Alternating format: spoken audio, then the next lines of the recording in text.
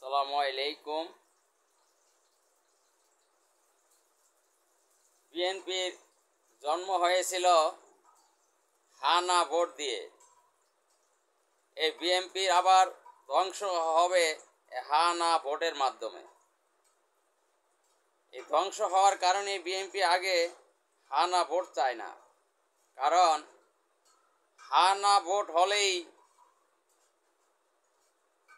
সব জল্পনা কল্পনা ফাঁস হয়ে যাবে জাতির নিকট। আগামীতে কারা বাংলাদেশ পরিচালনা করবে সেটা হা না ভোটের মাধ্যমেই জাতি নির্ধারণ করে দিবে। সেটা যদি জাতীয় নির্বাচনের আগেই জাতি নির্ধারণ করে দেয়, এই ভয়েই বিএনপি হা না ভোট চায় না। বিএনপি আর আওয়ামী লীগের ভিতরে কোনো পার্থক্য নেই, দুটো দল একই।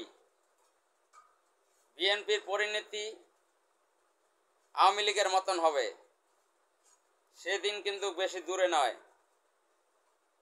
বিএনপি তাদেরকে ধ্বংসের শেষ প্রান্তে নিয়ে গেছে। এর দলটি শুধু নামেই থাকবে, কিন্তু জনগণের অন্তর থেকে মুছে যাবে। তারা বর্তমানে বাংলাদেশে যে কাজ করতেছে, এই দলের কোনো সমর্থন থাকবে না, শুধু সাইনবোর্ড থাকবে। মনে করেছিলাম বিএনপি ভালো হবে, কিন্তু তাদের ভিতরে ভালোর কোনো লক্ষণ দেখি না। জুলাই আন্দোলন না হলে এই বিএনপি 50 বছরে আমার মনে হয় তারা আর স্বাধীনভাবে কথা বলার অধিকার পেত না, তারা রাজনীতি করার সুযোগ পেত না ওপেনে। সেই বিএনপি এখন সব কিছুতেই বাধার কারণ হয়ে দাঁড়িয়েছে। বিএনপি সব কিছুতেই বাধা দেয়, সব কিছুতেই যদি বাধা দেন তাহলে তার সমাধান হবে না। আর যদি সমাধান না হয় তাহলে বাংলাদেশ অন্য গন্তব্যে যেতে পারে। বাংলাদেশ অন্য গন্তব্যে যাক, এটা তো আমরা চাই না, এটা আপনারা চান। আপনাদের উচিত ছিল সব কিছুতে না বলার অভ্যাস পরিত্যাগ করা, কিন্তু আপনারা সেটা করতেছেন না। জুলাই আন্দোলনের স্বীকৃতি, দালিলিক প্রমাণ দলিল,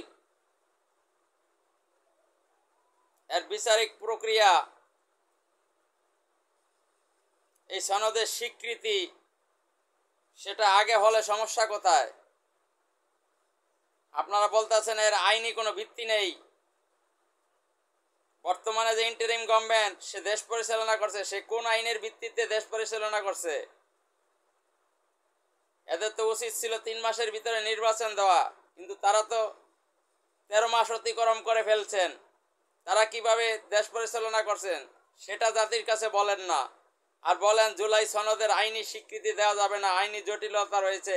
আপনারা ক্ষমতায় গিয়ে 2 বছর পরে এর প্রজ্ঞাপন জারি করে পরে বিল আকারে পেশ করে এর স্বীকৃতি দিবেন।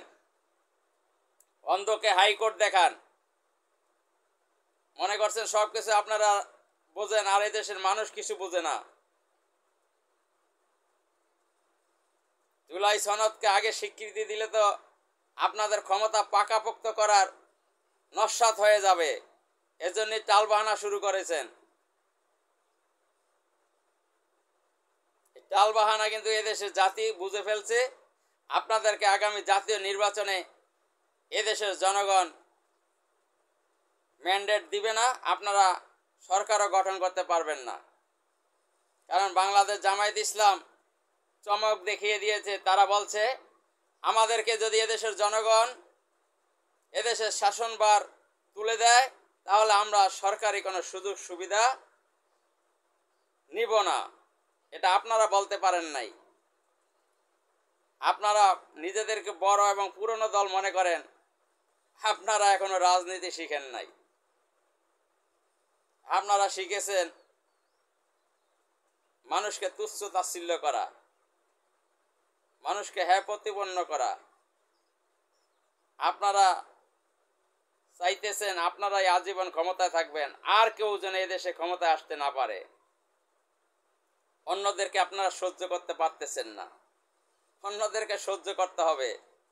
নদীর একুল ভাঙ্গে উকুল করে, এই তো নদীর খেলা। সকালবেলার বাসারে তুই ফকির সন্ধ্যাবেলা।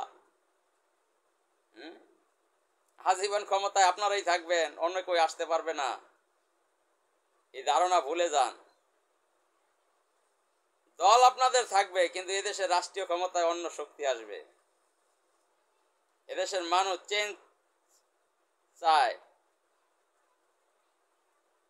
মানুষ রাজনীতিতে আপডেট হোক, এটা চায় এদেশের মানুষ। নিজেদেরকে আগে শুধরান যদি রাজনীতি করতে চান। নিজেদেরকে যদি শুধরাতে না পারেন, তাহলে কিন্তু ওই নেপাল ভুটানের মতো আপনাদের পরিণতি হবে। আপনাদের কথাবার্তা হিংসা, আপনারা প্রতিপক্ষকে মেনেই নিতে পারেন না। নতুন রাজনৈতিক দল দেশের ক্ষমতায় আসুক, তারা সরকার হোক, দেশ পরিচালনা করুক, এটা আপনারা চান না। আপনারা চান সে পুরনো ফ্যাসিস্টদেরকে সঙ্গে নিয়ে এদেশ পরিচালনা করতে, যাতে অন্য কেউ আর আসতে না পারে। মানে চোরে চোরে মাস্তি, তুমি আর আমি মিলেমিশে দেশ শাসন করব, অন্য কেউ যেন আর ক্ষমতা আসতে না পারে। সেই আশা ভুলে যান। মানুষ এখন শিখে ফেলছে কিভাবে আন্দোলন করে পরিবর্তন ঘটাইতে হয়। যদি বেশি বাড়াবাড়ি করেন, তাহলে এদেশে আবার আরেকটা বিপ্লব হতে পারে। সেই বিপ্লবের মাধ্যমে আপনাদেরকেও এই দেশের মানুষ উচিত জবাব দিবে ইনশাআল্লাহ।